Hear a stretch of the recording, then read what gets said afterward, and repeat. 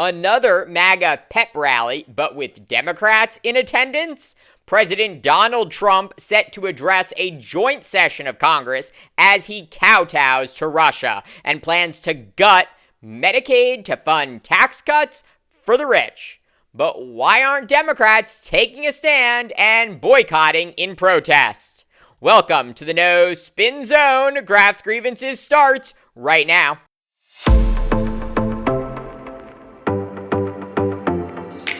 Imagine the visual if every Democrat in the House and Senate decided not to attend Trump's address to Congress Tuesday night.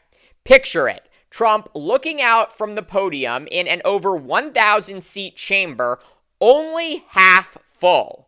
The message would be crystal clear, not just to Trump, but to the tens of millions of Americans watching at home.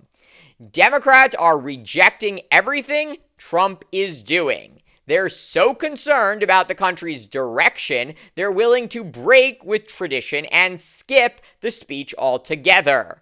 But despite this very obvious and impactful move, many Democrats are signaling they'll take a less confrontational approach.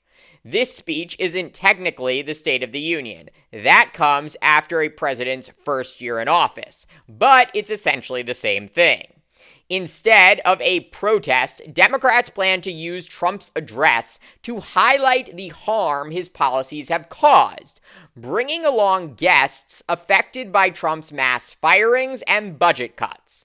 Expect to see laid-off government workers and union leaders accompanying lawmakers who each get to bring one guest.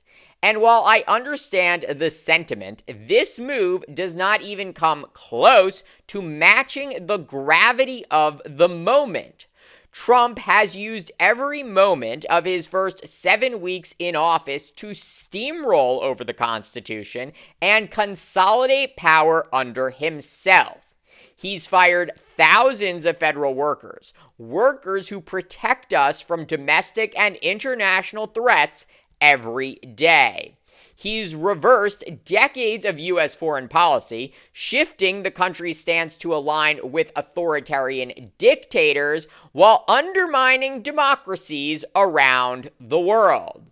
You, of course, saw that dramatic meeting in the Oval Office late last week, where Trump, alongside Vice President J.D. Vance, berated Ukrainian President Volodymyr Zelensky, who came to the White House asking for more support in Ukraine's fight against Russia's unprovoked invasion.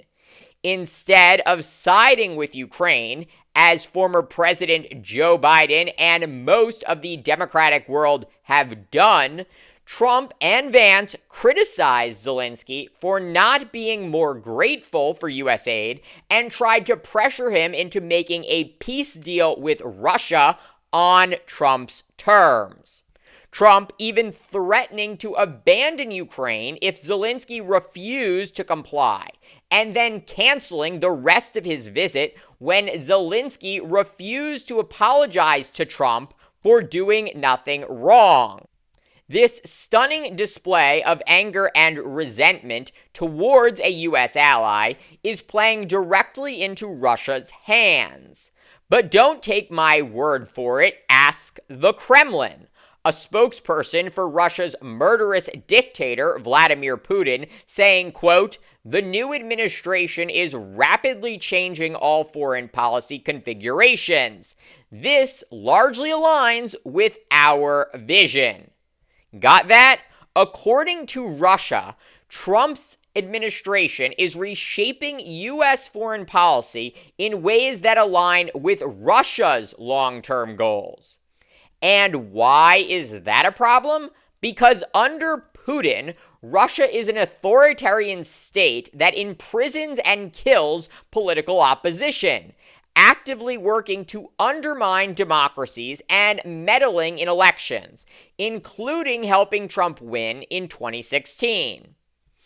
If there was ever a moment for Democrats and anyone who supports democracy in America to step up, it's now. But instead of standing tall, House Minority Leader Hakeem Jeffries and Senate Minority Leader Chuck Schumer have largely failed to confront Trump with the urgency this moment demands. I used to wonder what was wrong with Republican lawmakers. Why wouldn't they stand up to Trump and defend the Constitution? But since that ship has clearly sailed with Trump's reelection, I'm growing increasingly frustrated with Democratic lawmakers who, by and large, refuse to aggressively challenge a president who is dismantling the federal government, the Constitution, and the international order that has kept America safe for nearly 250 years. I fear that this failure to confront the moment will allow Trump to consolidate so much power that by the time Democrats wake up, it will be too late to stop him. Will boycotting Trump's address to Congress solve everything? Of course not. But it will send a powerful message to the American people and to the world that all is not right in the greatest country on earth. Thank you for watching Graf's Grievances. Let me know what you think. Please like, subscribe, share, and join me tomorrow for more.